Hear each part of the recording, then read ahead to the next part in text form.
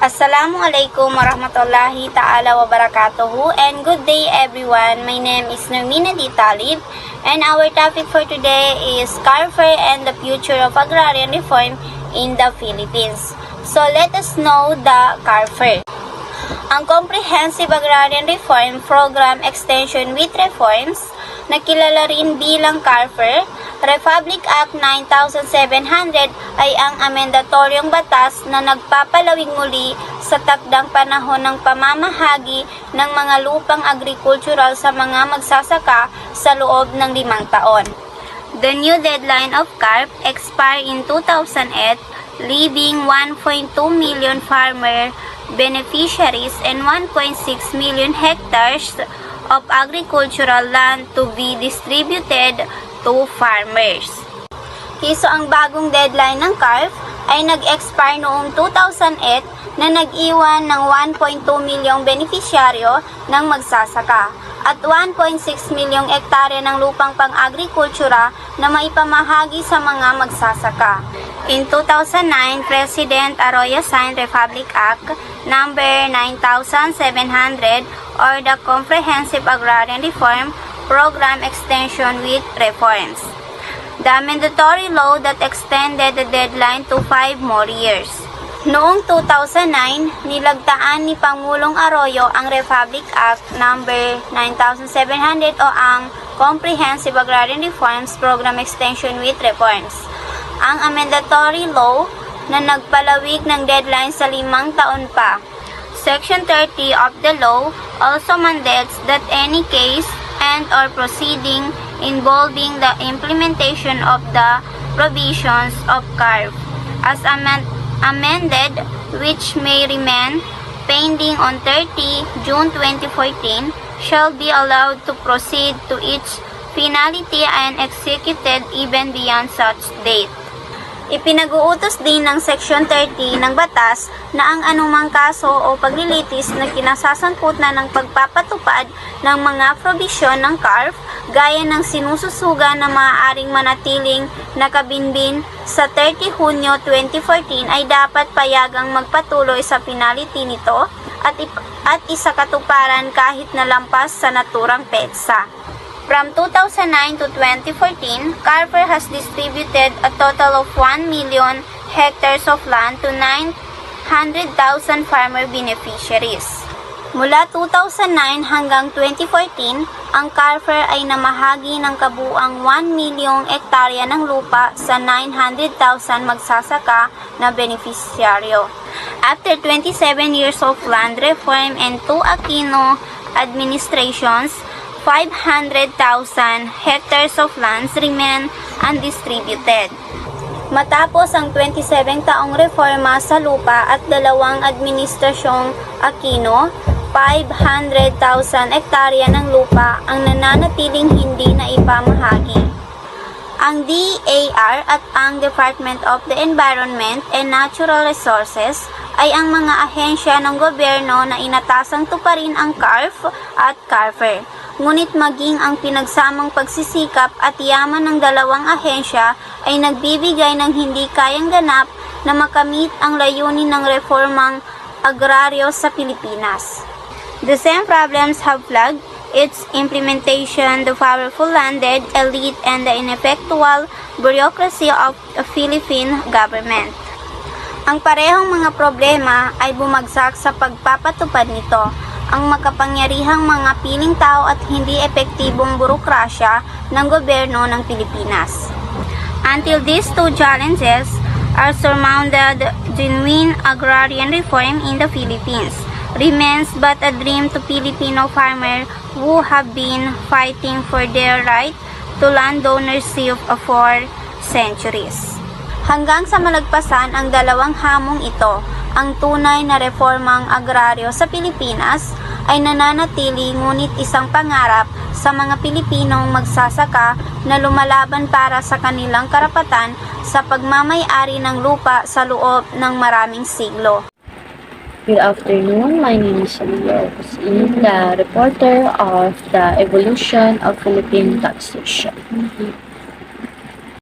Evolution of Philippine taxation in today's world Taxation is a reality that all citizens must contend with for the primary reason that government raise revenue from the people they govern to be able to function fully.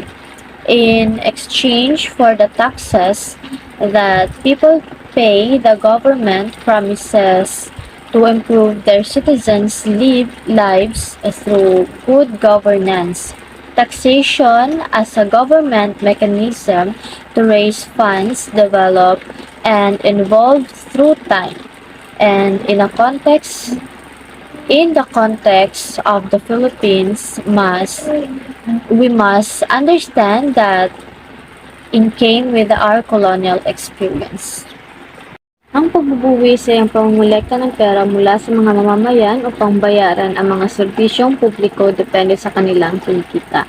Nagsimula daw ang lahat sa mga sinaunang Pilipino, kung saan nagbabayad sila ng buwis sa kanilang dato o sa hepe para sa proteksyong ibinigay nila sa kanila. Bawat isa ay kinakailangan magbayad ng kanilang mga buwis maliban sa sambahayan ng dato o ng chief. Mabigat na parusang inihain sa panahong ito hanggang sa pagsalakay ng mga Espanyol. Binigyan ng mga Kastila ang mga Pilipino ng modernong konsepto ng pagbubuwis, kung saan napilitan silang magbigay-pugay sa hari ng Kastila. Nakakabuti lamang ang pagbubuwis ng mga Kastila sa mga mayayamang pamilya. Samantalang sa mga may hirap na pamilya ay mas pinili nilang manilbihan o magtrabaho sa mga kapitan, sa mga Kastila bilang pambayad nila ng kanilang buwis. Dahil ni piso ay hirap silang kitain. Napakalupit ng mga Kastila sa mga Pilipino sa panahon ng kanilang pagsalakay na nagresulta sa mataas na bilang ng mga namatay. Sabi ng mga Kastila na ang layunin ng pagbubuwis ay para sa pangangalap ng pondo, ngunit ito ay pang-akit lamang sa katiwalian. Noong 1884, ang tribute ay inalis at pinalitan ng sedula. Isang sertipiko ang nagsisilbing pagkakakilanlan ng isang nagbabayad ng buwis. Hindi tulad ng tribute kung saan kailangan ang pagbabayad ng buwis sa bawat pamilya. Sa sedulang ito ay kinakailangan ng bawat tao na alinsunod sa kanilang kinikita. Pagkatapos ay dumating ang mga Amerikano at nais na magkaroon ng sariling ekonomiya ang Pilipinas sa pamamagitan ng paglikha ng iba pang anyo ng kita at pagtitipid ng gobyerno. Sa parehong oras na kinopya pa rin nila ang Spanish taxation system. Gayunpaman, nalaman nila na ito ay hindi makatarungan at hindi makatwiran. Sa kabutihang palad, tinanggihan ng Pangulo noong panahong iyon ng alok ng gobyerno ng Amerika sa pagtulong sa ating bansa. Sa aking palagay, magandang idea na magkaroon ng sarili nating paraan upang maging progresibo ang ating ekonomiya nang hindi nasa ilalim ng ibang bansa. Habang patuloy na umuunlad ang pagbubuwis ng Pilipinas mula pre-colonial hanggang ngayon, nakabuo na tayo ngayon ng uri ng matatag na sistema ng pagbubuwis.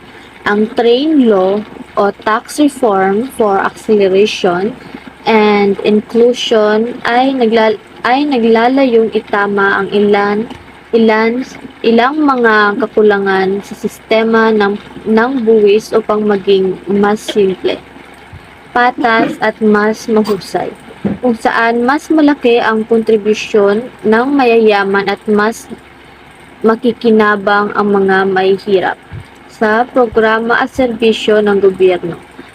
Sa tingin ko ay hindi pa rin ito patas tulad ng alam nating lahat. Naging mainit na issue ang train law at nagdulot ng galit ng mga Pilipino sa gobyerno.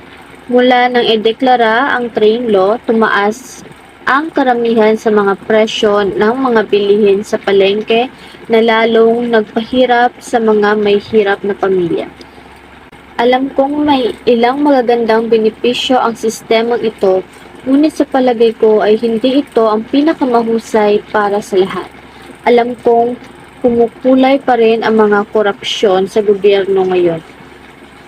Namumuhay pa rin ang korupsyon sa gobyerno ngayon, pero dahil sa sistema ng pagbubuwis, ang nagsisilbing buhay ng gobyerno. The evolution of taxation in the Philippines has a long and intricate history influenced by various factors such as colonization, economic development, and social changes.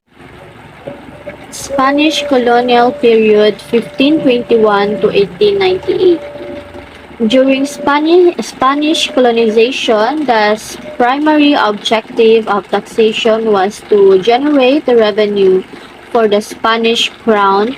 The main form of taxation was the tribute of cabeza de barangay, a personal tax imposed on indigenous Filipinos.